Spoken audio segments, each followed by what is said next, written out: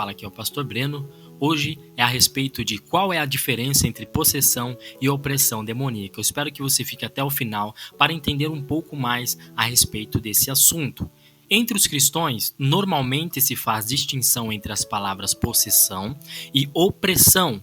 Possessão demoníaca significa que a pessoa pertence ao diabo, que está dominando sua vida através de demônios, e opressão demoníaca é uma influência espiritual maligna, que pode até ser muito forte, mas não significa necessariamente que a pessoa pertence ao diabo. Um cristão pode sofrer opressão demoníaca, mas não pode ser possesso, porque pertence a Jesus.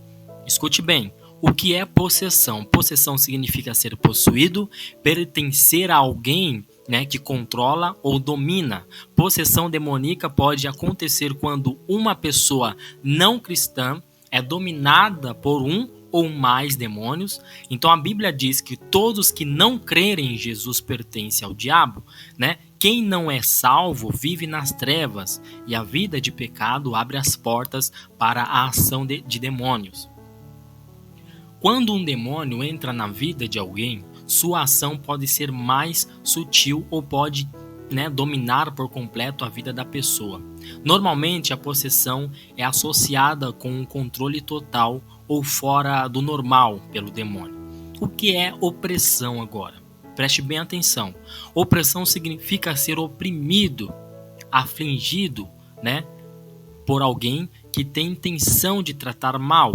Qualquer pessoa pode ser oprimida por um demônio, seja cristã ou não. Então o diabo está sempre à procura de formas de nos atacar, em 1 Pedro 5,8, e pode usar a opressão demoníaca para causar danos. A opressão demoníaca é a influência maligna de um demônio na vida de uma pessoa. Demônios geralmente atacam nas nossas fraquezas, Eles podem causar sofrimentos, provocar tentação mais forte que o normal ou simplesmente piorar situações que já são ruins. Também podem trabalhar para nos convencer de mentiras destrutivas, para tentar nos manipular. Seu objetivo é sufocar nossa vida. Mas, atenção, nem tudo de ruim que acontece em nossas vidas é obra de um demônio. Nossos problemas também podem ter causados aí por ações naturais ou ser fruto de nossas próprias ações. Plantamos, colhemos. Por exemplo, muitas doenças mentais, não são causadas por possessões nem opressões demoníacas, apenas algumas são. E também pode acontecer que um problema tem várias causas físicas, mentais e espirituais que precisam, todas ser tratadas. Então, como podemos aí nos proteger da ação de demônios? Preste atenção que essa parte é muito interessante. E Jesus é a nossa maior proteção, contra qualquer influência maligna. Ele venceu todas as forças do diabo e tem poder para libertar de qualquer ataque de demônios. Por isso, não precisamos ter medo.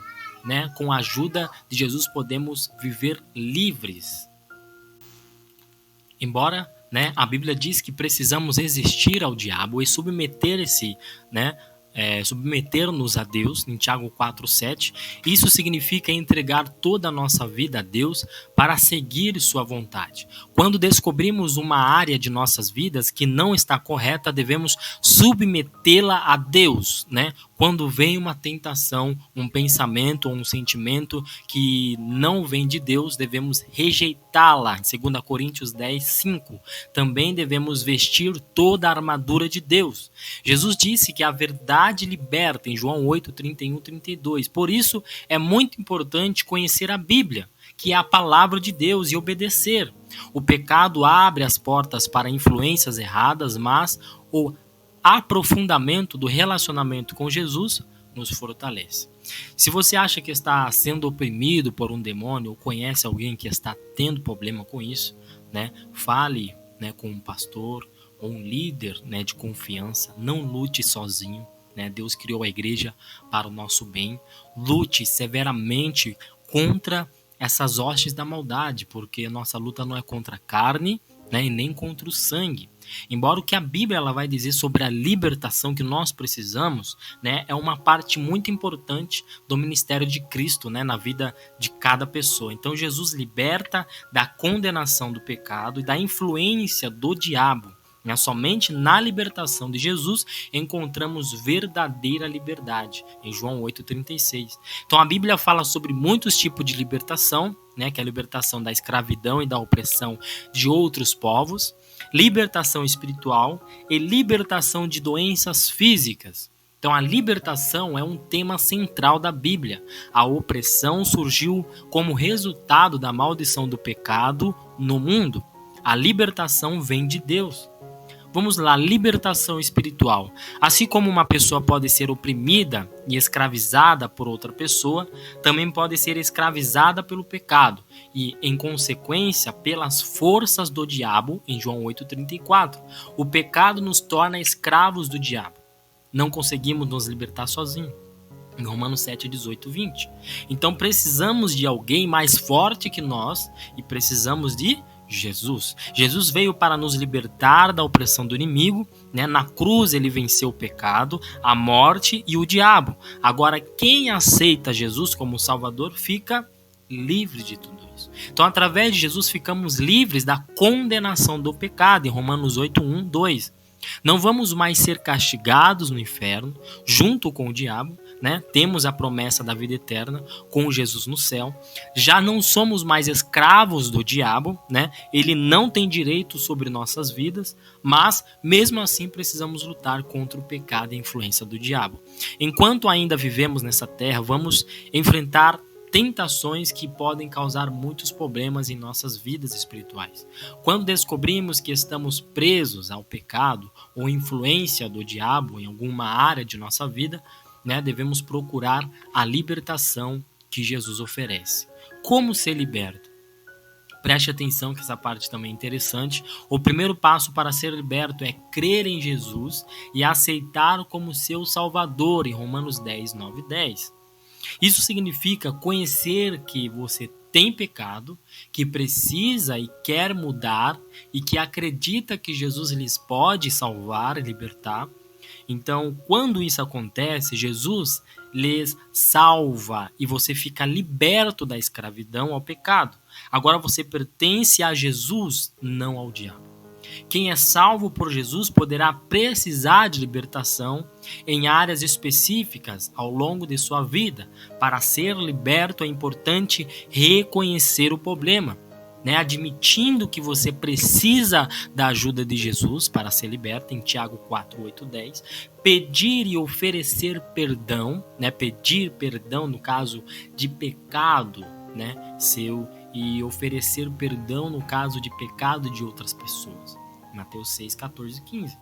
Se submeter a Jesus, declarando Jesus como Senhor dessa área de sua vida, o único com autoridade sobre você, em Tiago 4, 7. Renunciar ao pecado e à influência do diabo, rejeitando sua influência e suas mentiras, escolhendo crer na verdade da Bíblia, em João 8, 31, 32. E lutar contra a tentação, né? Resistir à tentação sempre que chegar, né? Declarando que Jesus lhe salvou, né? Te livrou de tudo isso. Então 1 Coríntios 10, 13 vai falar sobre esse assunto. Libertação não é brincadeira. É bom procurar sempre ajuda e o apoio de um pastor, né? Um líder de confiança nessas situações. Não lute sozinho.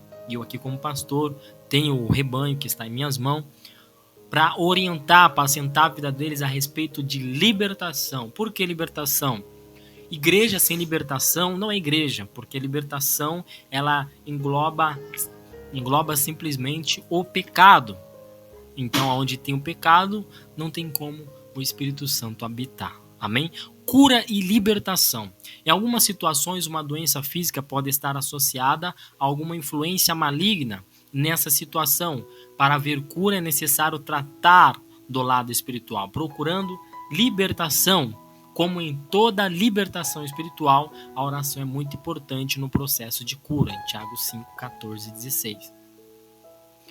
Nem toda doença é resultado de influência maligna. Muitas doenças têm causas aí físicas ou psicológicas, né, sem um lado espiritual para encontrar o melhor tratamento. Procure sempre aí encontrar as causas verdadeiras da doença. Amém? Que Deus abençoe a todos. A quem vos fala aqui é o pastor Breno. Que o Senhor venha refletindo mais em seu coração através de palavras ao seu coração. Amém? Em nome de Jesus.